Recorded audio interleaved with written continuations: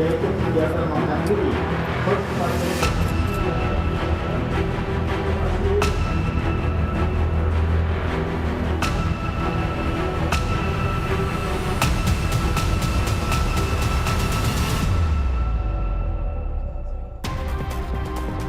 Saudara, Mahkamah Konstitusi tolak seluruh gugatan sengketa Pilpres yang diajukan Anies Muhaimin dan Ganjar Mahfud.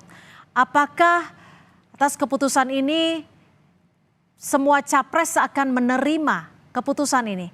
Lalu bagaimana kita melihat peta politik pasca putusan MK? Kita akan kupas bersama tim Paslon nomor 1 Zuhad Aji Firmantoro dan juga tim hukum Paslon 02 Oto Hasibuan dan juga sudah ada Pak Firman Jayadaili dari tim hukum Paslon 03. Selamat sore, terima kasih sudah bergabung bersama kami di Kompas Petang. Selamat sore, Pak Cynthia. Mas Zuhad, langsung saja, bagaimana tim dari 01 menanggapi putusan MK yang menolak semua permohonan? Baik, pertama sekali tentu kita akan menghormati segala keputusan Mahkamah Konstitusi. Meski demikian, kita tetap memiliki banyak catatan atas putusan-putusan ini. Sebagai sebuah negara hukum, tentu apa yang sudah diputuskan melalui Mahkamah Konstitusi ini. Halo? Ya, silakan, Mas Zuhad. Iya, jadi sebagai sebuah negara hukum, bagaimana yang sudah dituliskan dalam konstitusi kita, tentu kita menghormati betul putusan Mahkamah Konstitusi apapun bentuknya. Meski demikian, kita tetap memiliki banyak catatan atas putusan yang tadi sudah dibacakan oleh Mahkamah Konstitusi, gitu. Bahwa kita agak di luar ekspektasi gitu ya. Kemarin kami benar-benar optimis karena melihat proses persidangan yang begitu substantif begitu dilaksanakan oleh Mahkamah Konstitusi, tapi tiba-tiba di ujung ketika membicarakan soal pokok perkara, tiba-tiba Mahkamah perspektifnya bergeser menjadi sangat normatif. Oke, di luar ekspektasi. Kalau dari Pak Firman sendiri seperti apa?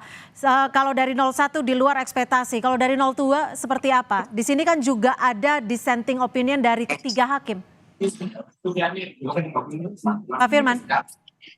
Oh ya, pada dasarnya kami tim hukum prinsipal 03, Pak Ganjar, Pak Mahfud, tentu menyampaikan pandangan-pandangan kritis dan catatan kritis terhadap putusan Mahkamah Konstitusi yang diawali dengan konstruksi pertimbangan yang menurut kami tidak sesuai dan tidak berdasar. Maka dengan demikian, kalau merujuk pada basis permohonan, posita dan juga petitum yang kami sampaikan, maka tentu kami berkeberatan. Tetapi karena ini Mahkamah Konstitusi sebagai mahkamah yang memiliki hak dan kewenangan konstitusional untuk memeriksa dan memutus hasil pemilihan umum, maka tentu itu kami mencatat secara administratif hukum. Kami menggunakan frasa diksi, kami mencatat itu secara administratif hukum. Kami mencatat itu secara dokumentatif hukum. Karena memang tidak ada pilihan yang lain. Kecuali kalau ada pilihan yang lain, misalnya ada proses upaya hukum yang lain di Mahkamah Konstitusi. Dan lalu bagaimana Anda menanggapi ada 3 hakim yang memiliki pendapat yang berbeda? Ya, yang kami tanggapi dulu secara format institusional MK ya.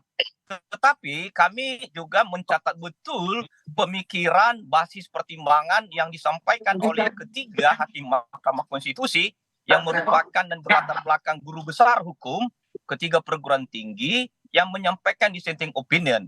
Dan terus terang memang basis pemikiran, kemudian juga materi pertimbangan yang disampaikan dengan segala konstruksi yang disampaikan tadi, sungguh-sungguh telah menempatkan dan memaknai Mahkamah Konstitusi merujuk pada 3 payung besar. Bahwa Mahkamah Konstitusi adalah lembaga dan badan peradilan tertinggi yang memang memaknai dan harus menjaga dan melindungi konstitusi. Yang kedua, bahwa konstitusi kita ini juga adalah yaitu tidak sekedar dengan pendekatan badan peradilan biasa seperti bersifat keperdataan dan kepidanaan. Jadi dia merupakan sebuah mahkamah yang berintikan pada politik strategis kenegaraan, konstitusi dan juga berkaitan dengan ketatanegaraan. Untuk itu maka payung ketiga adalah bahwa juga paradigma konstitusi soal pilpres itu adalah paradigma kualitatif.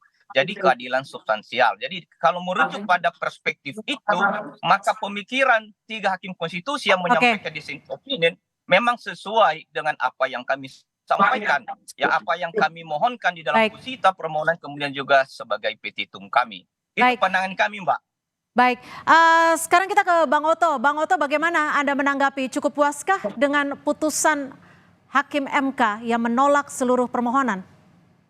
Ya, tentunya dari hasil akhir tentunya kami harus jujur mengatakan puas dengan putusan itu, karena amar putusannya kan menolak permohonan seluruhnya daripada 01 maupun 03.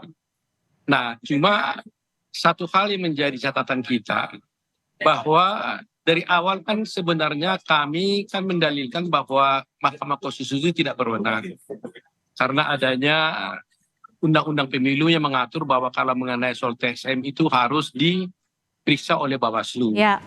Nah, sekarang ada putusan Mahkamah Konstitusi sekarang ini sudah memperbarui semua faktor itu. Jadi sekarang Mahkamah Konstitusi menyatakan bahwa ternyata Mahkamah Konstitusi berwenang sepanjang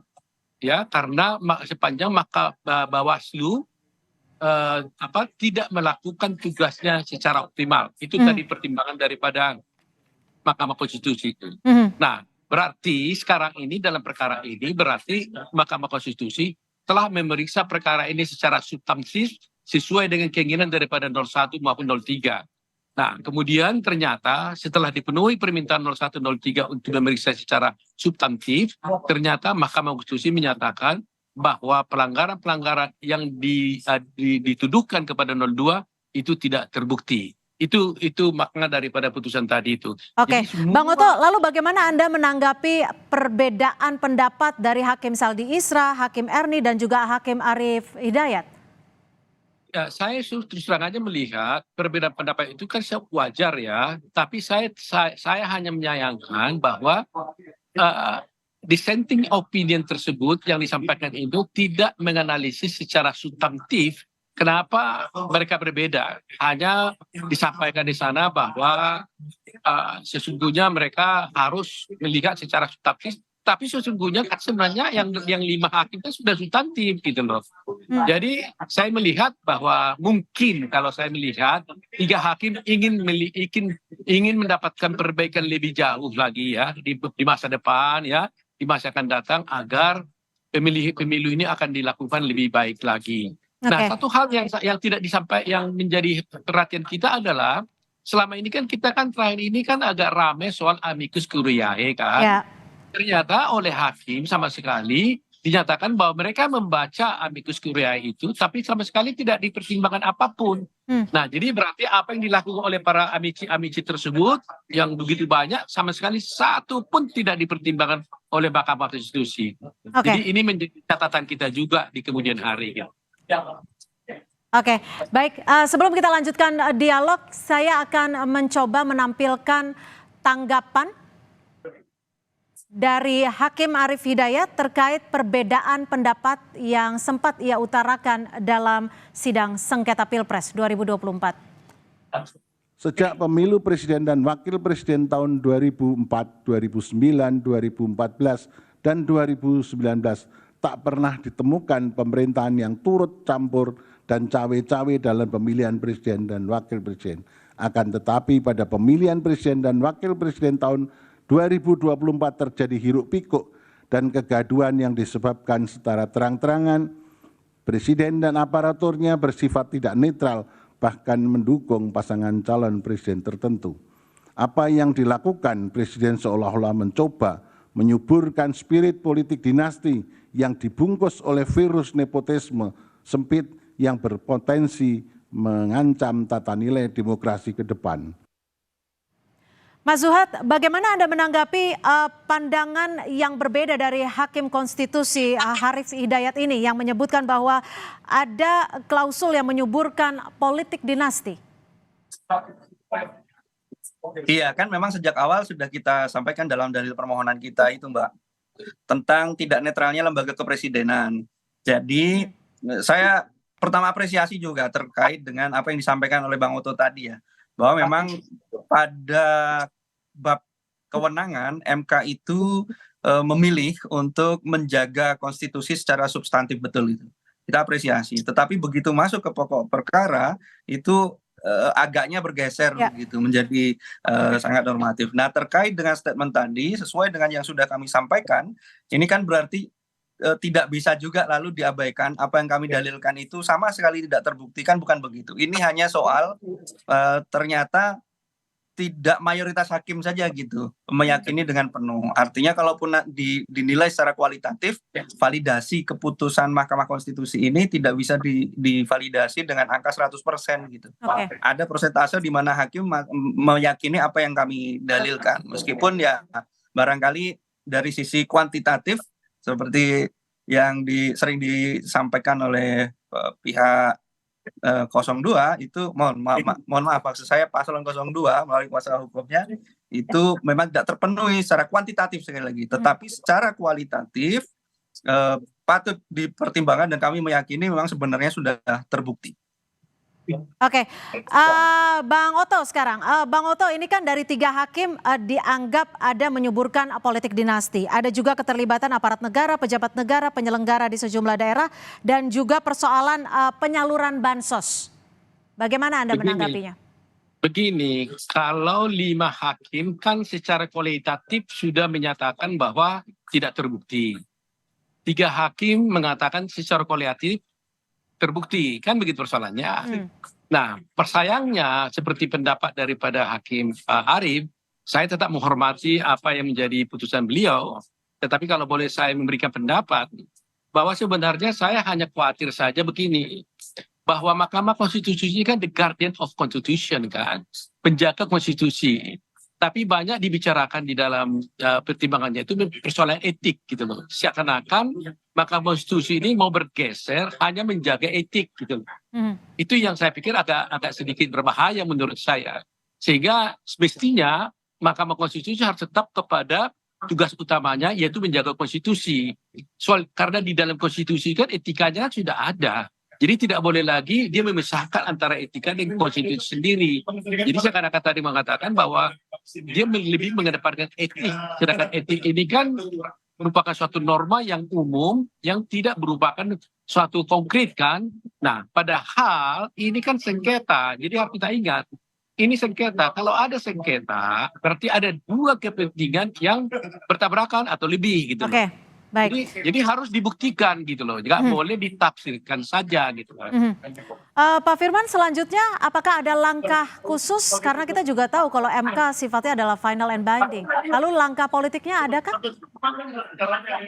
Kami masih belum memikirkan apa alternatif dan langkah-langkah berikut, sebab baru hari ini kita menerima apa yang menjadi putusan Mahkamah Konstitusi. Ya, untuk itu maka tentu sebagai pihak yang berkaitan dengan soal proses pemilihan presiden ini, terutama apa yang menjadi ekosistem infrastruktur pasangan calon 03 tentu terlebih dahulu melakukan konsolidasi, koordinasi apa yang menjadi tanggapan langkah-langkah alternatif yang bersifat hukum konstitusional dan politik konstitusional. Itu catatan kami. Tapi pada dasarnya terus terang memang kami dalam posisi berkeberatan dengan putusan MK yang terdiri dari 5 orang hakim dan 3 orang yang menyampaikan dissenting opinion. Sebetulnya doktrin atau hakikat putusannya kan bersifat pluralitas ya, karena tidak bulat. Jadi artinya ada perspektif pemikiran lain, ada juga pandangan-pandangan kritis yang menempatkan MK sebagai sebuah lembaga yang menjaga, mengawal dan melindungi konstitusi.